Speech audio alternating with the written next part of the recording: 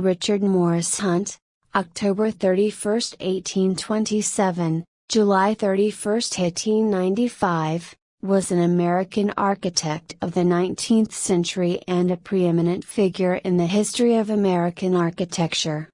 Hunt was, according to design critic Paul Goldberger writing in the New York Times, American architecture's first, and in many ways its greatest, statesman. Aside from Hunt's sculpting of the face of New York City, including designs for the facade and Great Hall of the Metropolitan Museum of Art, the pedestal of the Statue of Liberty and many Fifth Avenue mansions lost to the wrecking ball, Hunt founded both the American Institute of Architects and the Municipal Art Society. Born at Brattleboro, Vermont, Hunt was a son of Jane Maria Leavitt, born to an influential family of Suffield, Connecticut, and Honorable Jonathan Hunt, a U.S. congressman whose own father was the Lieutenant Governor of Vermont, and scion of the wealthy and prominent Hunt family of Vermont. Richard Morris Hunt was the brother of the Boston painter William Morris Hunt, and the photographer and lawyer Leavitt Hunt. Hunt was named for Louis Richard Morris, a family relation, who was a U.S. congressman from Vermont and the nephew of Gouverneur Morris, and author of large parts of the U.S. Constitution. Following the early death of his father, Hunt's mother took the family to Europe, where they remained for more than a decade, first in Switzerland and later in Paris. Hunt began his education at the Boston Latin School.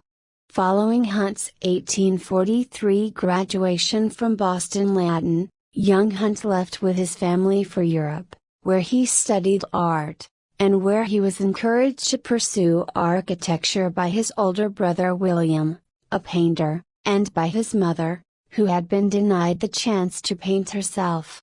Hunt later entered the Paris atelier of Hector Lefeuille in 1846. The aspiring architect Hunt became the first American to attend the École des Beaux-Arts in Paris.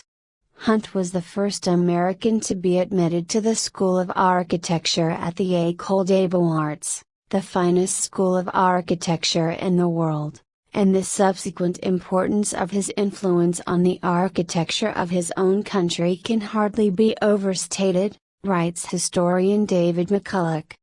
Hunt's mentor Lefeuille later permitted him to supervise work on the Louvre Museum, which Lefeuille and Louis Visconti were renovating for Napoleon III, as well as to design the Pavillon de la Bibliothèque, library pavilion, prominently situated opposite the Palais Royal.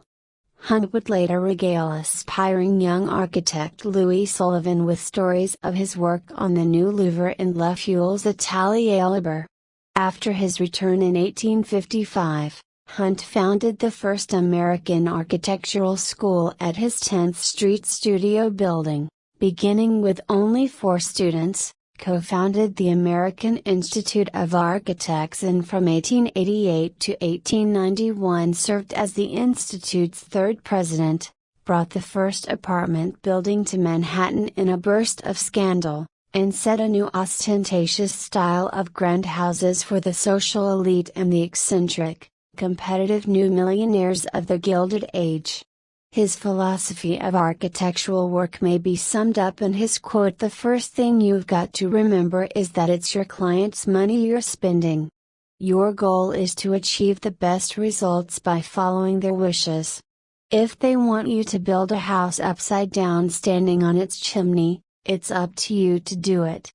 Hunt's greatest influence was his insistence that architects be treated, and paid, as legitimate and respected professionals equivalent to doctors and lawyers. He sued one of his early clients for non-payment of his 5% fee, which established an important legal precedent. One of his 1859 students at the 10th Street studio, William Robert Ware, was deeply influenced by Hunt and went on to found the first 2 university programs in architecture, MIT in 1866, and Columbia in 1881. Hunt married Catherine Clinton Howland on April 2, 1861. She was the daughter of Samuel S. Howland. His extensive social connections in Newport among the richest Americans of his generation, were informed by his energy and good humor. Legend has it that while on a final walkthrough of one of his Vanderbilt mansions, Hunt discovered a mysterious tin-like object in one of the ballrooms. Investigating, he found it was canvas covering a life-sized statue of himself, dressed in stonecutter's clothes, all carved in secret as a tribute by the gang of stonecutters working on the house.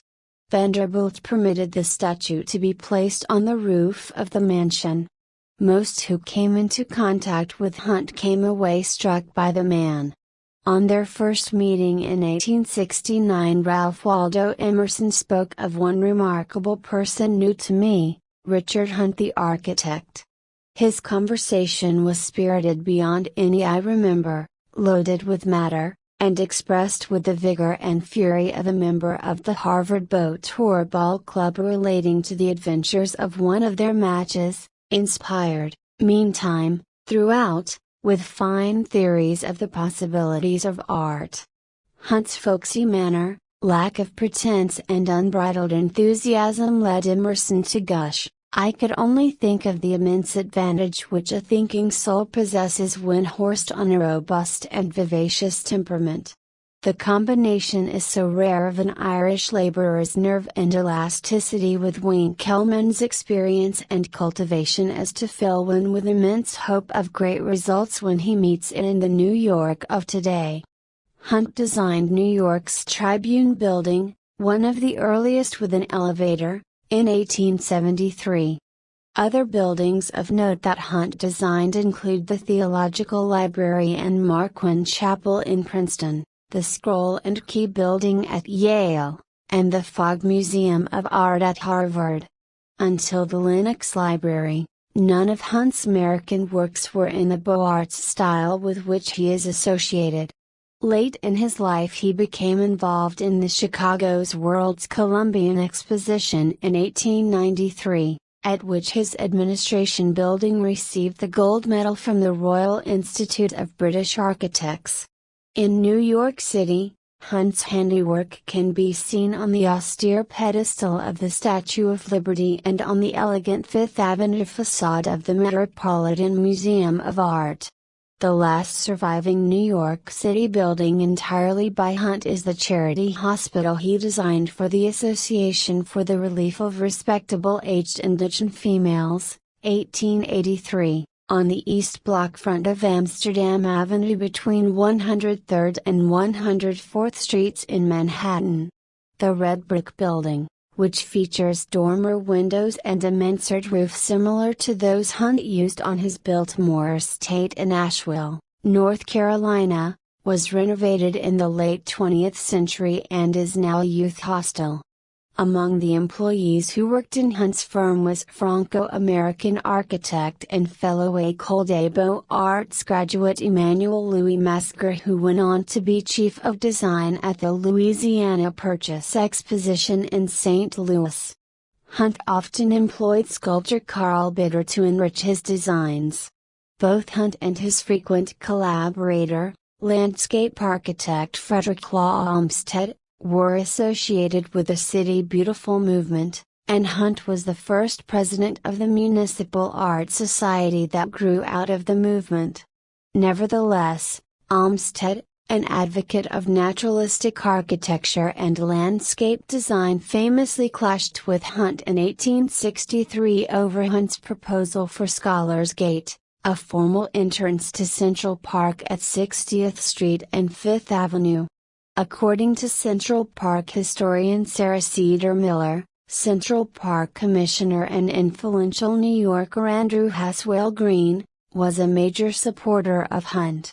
When the park commissioners adopted Hunt's design, Olmsted and his partner Calvert Vaux protested and resigned their positions with the Central Park project.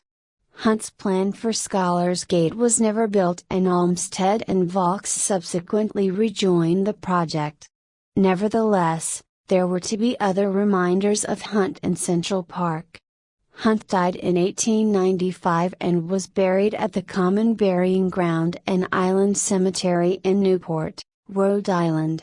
In 1898, 3 years after Hunt's death in Newport, the Municipal Art Society commissioned the Richard Morris Hunt Memorial, designed by sculptor Daniel Chester French and architect Bruce Price. The memorial is installed in the wall of Central Park across 5th Avenue from today's Frick Museum at 70th Street. Following Hunt's death, his son Richard Howland Hunt took over the practice his father had established. Among the many projects Richard Howland Hunt finished was the great entrance hall of the Metropolitan Museum of Art, for which his father, a Metropolitan trustee, had made the initial sketches in 1894, having earlier designed the museum's 5th Avenue facade.